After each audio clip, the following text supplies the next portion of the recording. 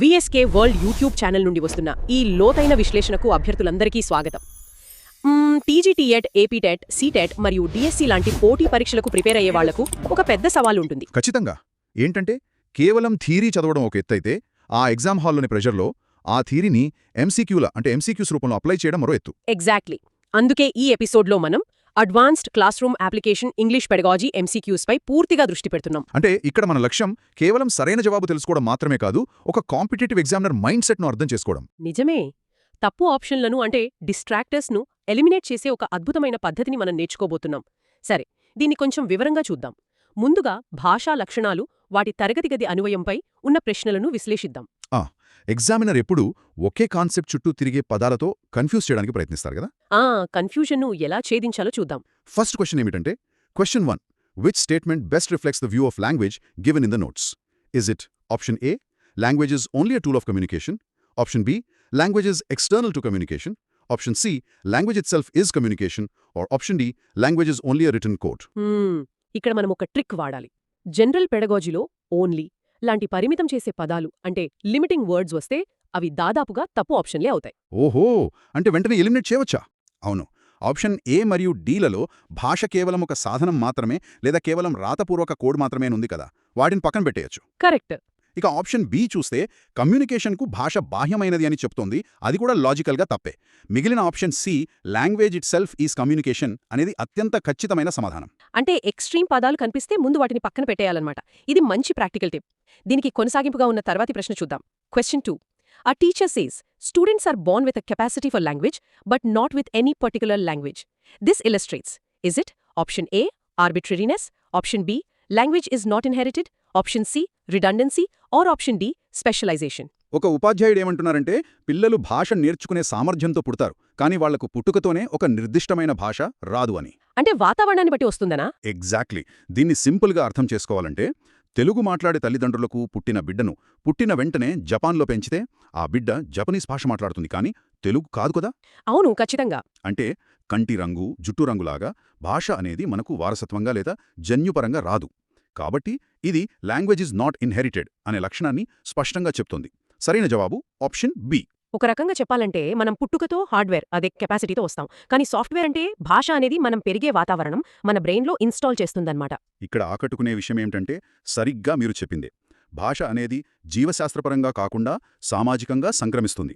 Which classroom example best demonstrates duality of structure? Option A, using gestures while speaking. Option B, speaking about tomorrow's meeting. Option C, combining sounds into words and words into sentences. Or option D, using one language to explain another. ఇక్కడ నాకొక చిన్న సందేహం. ఈ duality of structure అనేది చిన్న పిల్లలు ఆడుకునే building blocks లాంటిదా? 100%. ఆ బిల్డింగ్ బ్లాక్స్ ఉదాహరణ చాలా సరైనది. మానవ భాషకు మాత్రమే ఉండే ఒక అద్భుతమైన ద్వంద్వ నిర్మాణమిది. ఎలాగంటే, మన దగ్గరున్నవి కేవలం కొన్ని పదులు సంఖ్యలో అర్థం లేని శబ్దాలు, అదే ఫోనీమ్స్ అన్నమాట. ఆ శబ్దాలను కలిపి బ్లాక్స్లా పేర్చితే అర్థవంతమైన పదాలు తయారవుతాయి. ఓకే. మళ్ళీ ఆ పదాలను కలిపితే అపరిమితమైన వాక్యాలు పుట్టుకొస్తాయి. శబ్దాల స్థాయి ఒకటి, పదాలు లేదా వాక్యాల స్థాయి మరొకటి. ఈ రెండు స్థాయిలనే డ్యువాలిటీ అంటారు. క్లియర్గా అర్థమైంది. కాబట్టి option C, combining sounds into words and words into sentences అనేది పర్ఫెక్ట్ ఆన్సర్. ఆప్షన్ బి అనేది వేరే కాన్సెప్ట్. దాని గురించి మనం నెక్స్ట్ చూద్దాం. అద్భుతం. ఇక 4వ ప్రశ్న. Question 4. A teacher shows that the same object is called book, pustakam and kitab in different languages. This mainly illustrates option A, displacement, option B, arbitrariness, option C, redundancy, or option D, extendability. ఒకే వస్తును ఇంగ్లీష్లో book అని, తెలుగులో పుస్తకమని, హిందీలో కితాబ్ అని ఎందుకు పిలుస్తున్నాం? ఎవరిష్టమో వాళ్ళది కాబట్టి. Correct. ఆ వస్తువు ఆకారానికి, దాన్ని పిలిచే పదానికి మధ్య ఏదన్నా లాజికల్ సంబంధం ఉందా? అస్సల్లేదు. ఒకవేళ లాజిక్ ఉంటే ప్రపంచమంతా ఒకేలా పిలవాలి కదా. అవును, నిజమే. సమాజంలో ఎవరికి ఇష్టమొచ్చినట్లు వారొక గుర్తును పెట్టుకున్నారు. ఇలా ఎటువంటి తార్కిక సంబంధం లేకుండా పదాలను నిర్ణయించడాన్నే భాషాశాస్త్రంలో ఆర్బిట్రేరీనెస్ అంటే యాదృచ్ఛికత అంటారు. కాబట్టి సరైన జవాబు ఆప్షన్ బి. రూల్ అనమాట. మరి ఈ 5వ ప్రశ్న చూడండి. Question 5. If a student understands a sentence even after missing one word, the feature involved is option A, redundancy, option B, creativity, option C, specialization, or option D, interchangeability. మనం ఫోన్లో మాట్లాడుతున్నప్పుడు signal cut అయ్యి ఒక పదం వినపడకపోయినా సరే, ముందు వెనుకున్న వాక్యాన్ని బట్టి ఆ మిస్ అయిన పదం ఏమిటో మన మెదడు పసిగట్టేస్తుంది. ఇది రెగ్యులర్గా జరిగేదే. దీన్నే రిడెండెన్సీ అంటారు. అంటే భాషలో ఎప్పుడూ మనకు కావాల్సిన దానికంటే కొంచెం ఎక్కువ సమాచారమే ఎక్స్ట్రా క్యూస్ ఉంటాయన్నమాట. ఒకవేళ ఎక్కడైనా బ్రేక్ వచ్చినా అర్థం చెడిపోకుండా ఇది కాపాడుతుందన్నమాట. ఖచ్చితంగా. కాబట్టి ఆప్షన్ ఏ సరైన సమాధానం. ఇక్కడ క్రియేటివిటీ లేదా స్పెషలైజేషన్కు ఎలాంటి సంబంధం లేదు. ఈ రిడండెన్సీ అనేది భాషకున్న ఇన్బిల్ట్ బ్యాకప్ సిస్టమ్ లాంటిదన్నమాట. తర్వాతి ప్రశ్న. Question 6. A teacher asks students to discuss a place they have never visited. This primarily draws upon option A, reflexiveness, option B, displacement, option C, organic nature, or option D, Babelag theory. జంతువులు కేవలం ఆ క్షణంలో ఆ ప్రదేశంలో జరిగే వాటిపై మాత్రమే స్పందించగలవు. అవును, అప్పటికప్పుడు జరిగే వాటి మీదే. కానీ మనిషి మాత్రమే తాను ఎప్పుడూ చూడని ప్రదేశం గురించి లేదా గతం, భవిష్యత్తు గురించి మాట్లాడగలడు. ఇలా సమయం మరియు ప్రదేశంతో సంబంధం లేకుండా అక్కడ లేని విషయాల గురించి మాట్లాడగలిగే సామర్థ్యాన్నే డిస్ప్లేస్మెంట్ అంటారు. కాబట్టి ఇక్కడ ఆప్షన్ బి సరైనది. వావ్! పదాల ద్వారా మనం చేసే టైం ట్రావెల్, స్పేస్ ట్రావెల్ అన్నమాట ఇది. నెక్స్ట్, వ్యవస్థల గురించి ఒక ప్రశ్న. Question 7. Which of the following is not listed as a subsystem in language is a system of systems? Is it option A, phonology, option B, morphology, option C, semantics, or option D, pragmatics? భాషను ఒక పెద్ద వ్యవస్థ అనుకుంటే అందులో శబ్దాలకు సంబంధించిన phonology, పదాల నిర్మాణానికి సంబంధించిన మార్ఫాలజీ, అర్థాలకు సంబంధించిన సిమాంటిక్స్ లాంటివి ప్రాథమిక ఉపవ్యవస్థలుగా ఉంటాయి. మరి ప్రాగ్మాటిక్ సంగతేంటి? మనకిచ్చిన పెడగాజీ వనరుల ప్రకారం చూస్తే ఆ జాబితాలో ప్రాగ్మాటిక్స్ అంటే భాషను సందర్భానుసారంగా వాడే విధానం అనేది ప్రాథమిక సబ్సిస్టమ్గా పేర్కొనబడలేదు. ఓకే, ఎగ్జామినర్ నాట్ లిస్టెడ్ అని అడిగాడు కాబట్టి ఆప్షన్ డి, ప్రాగ్మాటిక్స్ అనేది సరైన సమాధానం అవుతుంది. ఎగ్జాక్ట్లీ. ఇక మొదటి విభాగంలో ఆఖరి ప్రశ్న. Question 8. A teacher asks learners to invent many different sentences from a single pattern. This mainly develops awareness of option A, redundancy, option B, creativity, option C, arbitrary symbols, or option D, language death. ఒక చిన్న grammar pattern తీసుకుని ఉదాహరణకు I like, దీని పక్కన reading, walking, apples ఇలా చేర్చుకుంటూ ఎన్నో కొత్త వాక్యాలను సృష్టించడం. ఇది క్లాస్ రూమ్స్లో చాలా కామన్. అవును, మనకు తెలిసిన పరిమితమైన నియమాలతో అపరిమితమైన వాక్యాలను సృష్టించడాన్నే భాషలో క్రియేటివిటీ, అదే సృజనాత్మకత అంటాం. కాబట్టి ఆప్షన్ బి సరైన జవాబు. ఇప్పటి వరకు భాష లక్షణాలు చూశాం. అసలు ఈ భాష ఎలా మొదలైంది అనే దానిపై తదుపరి ప్రశ్నలు చాలా ఆసక్తికరంగా ఉన్నాయి. క్వశ్చన్ 9 చూద్దాం. The idea that language originated from emotional cries like pain, anger, and surprise is option A, ding-dong theory, option B, divine gift theory, option C, poo-poo theory, or option D, yo-he-ho theory. ఆదిమానవులు ఏదైనా ఆశ్చర్యం కలిగినా లేదా దెబ్బతగిలి నొప్పివేసినా సహజంగానే వాళ్ల నోటి నుండి ఆ, ఓ లాంటి కొన్ని అరుపులు వస్తాయి కదా. అవును. ఆ భావోద్వేగాల అరుపుల నుండే నెమ్మదిగా పదాలు, భాష పుట్టాయి అని చెప్పేదే పూపూ థియరీ. ఎమోషన్స్కు భాషా ఆవిర్భావానికి లింక్ పెట్టే ఈ సిద్ధాంతానికి సరైన ఆప్షన్ సి. అయితే మనుషులు కాకుండా జంతువులు చుట్టూ తిరిగే మరో థియరీ ఉంది. Question 10. The bow wow theory is another name for option A, onomatopoeic theory, option B, divine theory, option C, yo-he-ho theory, or option D, ding-dong theory. బావువావ్ అనగానే మనకు కుక్క అరుపు గుర్తుకొస్తుంది కదా. ప్రకృతిలో జంతువులు, పక్షులు లేదా నీళ్లు పారేటప్పుడు వచ్చే శబ్దాలను మనుషులు అనుకరించి ఆ శబ్దాల ఆధారంగా పదాలు సృష్టించారని ఈ థియరీ చెబుతుంది. దీన్నే మనం తెలుగులో ధ్వన్యనుకరణ అంటాము కదా. కరెక్ట్. ఇలా శబ్దాల అనుకరణను ఆంగ్లంలో ఆనోమెటోపియా అంటారు. కాబట్టి బావువావ్ థియరీకి మరో పేరే ఆనోమెటోపోయిక్ థియరీ. ఆప్షన్ ఏ సరైనది. అర్థమైంది. కానీ ఇక్కడ ఒక చిన్న డౌట్ వస్తోంది. చెప్పండి. ఈ పూపూ థియరీ ఎమోషన్స్ వల్ల శబ్దాలు వచ్చాయి అంటోంది. మరి మన చుట్టూ ఉన్న వస్తువుల వల్ల శబ్దాలు వస్తాయి అనే థియరీ ఏంటి? అదే question 11. Which theory suggests that certain objects naturally force humans to produce certain sounds? Option A, ding-dong theory, option B, Babelag theory, option C, divine gift theory, or option D, poo-poo theory. ఇక్కడే అభ్యర్థులు చాలా confuse అవుతారు. పూపులో శబ్దం మనిషి లోపలి భావోద్వేగాల నుండి వస్తుంది. కానీ ఈ డింగ్ డాంగ్ థియరీ ఏం చెప్తుందంటే వస్తువుల నుంచి వస్తుందన్నా? అవును, ప్రతి వస్తువుకు ఒక సహజమైన శబ్దం ఉంటుందని. ఆ వస్తువును చూసినప్పుడు మనిషిలో సహజంగానే ఒక వైబ్రేషన్ వచ్చి ఒక శబ్దం బయటకు వస్తుందని. ఒక గంటను కొడితే డింగ్ డాంగ్ అని ఎలా మోగుతుందో అలా వస్తువులు మనుషుల చేత శబ్దాలు చేయిస్తాయని ఈ సిద్ధాంతం నమ్ముతుంది. ఓహో. ఈ రెండిటి మధ్య ఉన్న ఈ సూక్ష్మమైన తేడాను గుర్తుపెట్టుకోవాలి. ఇక్కడ ఆప్షన్ ఏ సరైన జవాబు. ఆ వ్యత్యాసం చాలా క్లియర్గా చెప్పారు. సరే, 12వ ప్రశ్న. Question 12. Which theory connects language origin with sounds made during physical exertion? Option A, divine gift. Option B, yo-he-ho. Option C, ding-dong. Or option D, onomatopoeic. ఇక్కడ ఫిజికల్ ఎగ్జర్షన్ అంటే భౌతిక శ్రమ. ఆదిమానవులు గుంపులుగా కలిసి పెద్ద పెద్ద రాళ్లను ఎత్తుతున్నప్పుడు లేదా లాగుతున్నప్పుడు ఆ శ్రమను తగ్గించుకోవడానికి హైలెస్సా అంటారు కదా, అలానా? ఎగ్జాక్ట్లీ. ఆ సామూహిక శ్రమలో వచ్చే లయబద్ధమైన శబ్దాల నుండే భాష ఆవిర్భవించింది అని చెప్పేది యో-హే-హో థియరీ. కాబట్టి ఆప్షన్ బి సరైనది. ఇక్కడే అసలైన ఆసక్తికరమైన విషయముంది. భాష వెనుక ఇన్ని వింత కథలు సిద్ధాంతాలు ఉన్నాయని మామూలుగా అయితే ఎవ్వరూ ఊహించరు. సరే, 13వ ప్రశ్న. Question 13. According to the notes, which one is an example of a characteristic of living things also applied to language? Option A. Language has bones and nerves. Option B. Language can grow, reproduce and die. Option C. Language can breathe. Or Option D. Language needs food and water. ఆహా, elimination method ఎంత బాగా పనిచేస్తుందో ఈ ప్రశ్న చూస్తే అర్థమవుతుంది. భాషకు ఎముకలు, నరాలు ఉంటాయా? శ్వాస తీసుకుంటుందా? ఆహారం తింటుందా? వినడానికే చాలా ఫన్నీగా ఉన్నాయి ఆప్షన్స్. అవును, ఆప్షన్లు ఏ, సి, డి చాలా హాస్యాస్పదమైన డిస్ట్రాక్టర్స్. ఒక జీవి ఎలాగైతే పుట్టి, పెరిగి, అంతరించిపోతుందో భాష కూడా అంతే. కొత్త పదాలు పుడతాయి, భాష విస్తరిస్తుంది, ఆ భాష మాట్లాడేవాళ్లు లేకపోతే ఆ భాష కనుమరుగైపోతుంది. దాన్నే లాంగ్వేజ్ డెత్ అంటారు. కాబట్టి option B correct answer. Simple logic. 14వ ప్రశ్న. Question 14. A teacher allows students to make mistakes while learning and gradually improve. This best aligns with the idea that language has Option A. Auto-repair, Option B. Displacement, Option C. Specialization, or Option D. Divine origin. పిల్లలు cycle నేర్చుకునేటప్పుడు ఎలాగైతే పడి లేస్తూ తమ balance తామే సరిచేసుకుంటారో భాష నేర్చుకునేటప్పుడు చేసే తప్పులను వాళ్లే నెమ్మదిగా సరిదిద్దుకుంటారు. అంటే తమని తాము కరెక్ట్ చేసుకుంటారన్నమాట. అవును, ఇలా భాష తనను తాను సరిదిద్దుకునే లక్షణాన్నే ఆటో రిపేర్ అంటారు. ఉపాధ్యాయుడు ఆ అవకాశం ఇస్తున్నారు అంటే దీని అర్థం ఇదే. కాబట్టి ఆప్షన్ ఏ ఇక్కడ సరైన సమాధానం. ఇప్పటిదాకా భాష ఆవిర్భావం చూసాం. ఇప్పుడు మనం 3వ విభాగంలోకి వెళ్తున్నాం. ఇక్కడ కొంతమంది పండితుల నిర్వచనాలు, ఆంగ్ల భాషా చరిత్ర ఉంటాయి. 15వ ప్రశ్న. Question 15.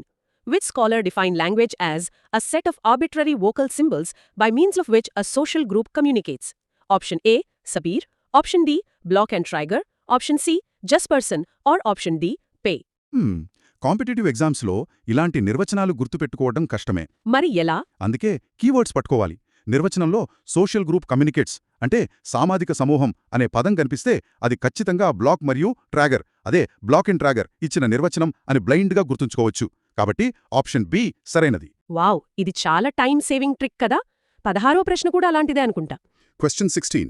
Which scholar's definition stresses that language is a purely human and non-instinctive method of communicating ideas, emotions, and desires by voluntarily produced symbols? Option A. Edward Sapir. Option B. Wardhow. Option C. Finocchiaro. Or Option D. Webster. ఇక్కడ keywords purely human and non instinctive అంటే కేవలం మానవులకు మాత్రమే చెందినది మరియు సహజాతమైనది కాదు అని. అంటే జంతువుల్లాగా సహజ ప్రవృత్తి కాదనా? కరెక్ట్. అది మనిషి సొంతగా సృష్టించుకున్నదని ఎడ్వర్డ్ సపియర్ నమ్మారు. ఈ కీవర్డ్స్ వస్తే option A Edward Sapir correct answer. ఇప్పుడు అసలు సిసలైన ఆంగ్ల భాషా చరిత్రకు సంబంధించిన ప్రశ్న. Question 17. Which of the following is the correct periodization given in the notes? Option A. Old English, Classical English, Modern English. Option B. Old English, Middle English, Modern English. Option C. Ancient English, Medieval English, New English. Or Option D.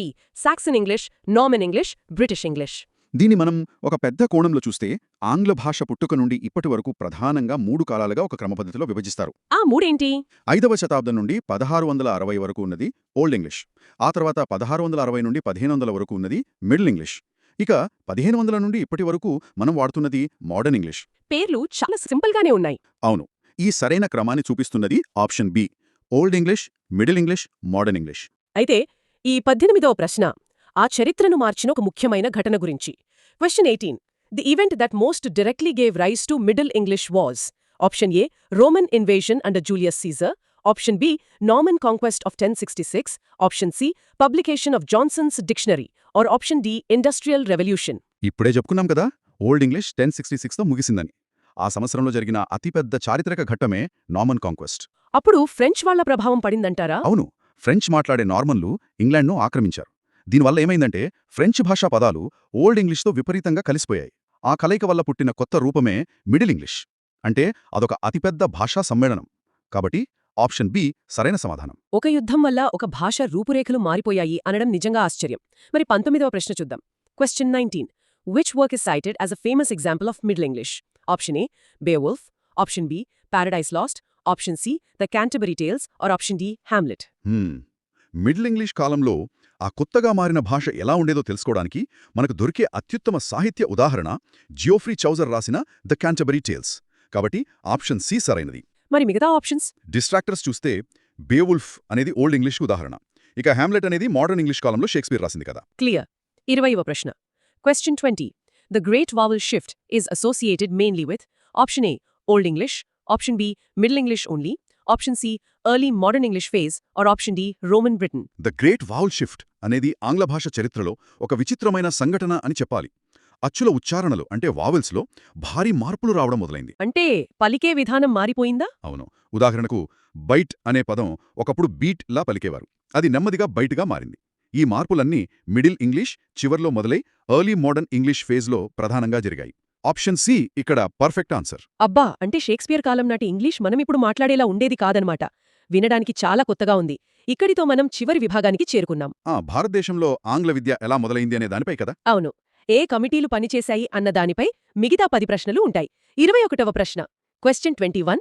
Rajaram Mohan Roy supported English education mainly because he believed it would option A eliminate all Indian languages, option B promote scientific temper and wider knowledge, option C replace all traditional learning immediately, or option D end all vernacular education. ఇక్కడ common sense వాడి ఆప్షన్లను eliminate చేయవచ్చు.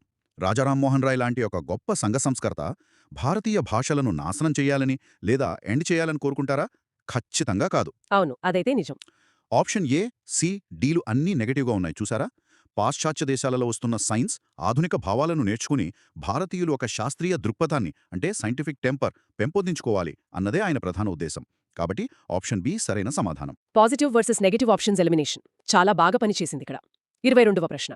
Question 22.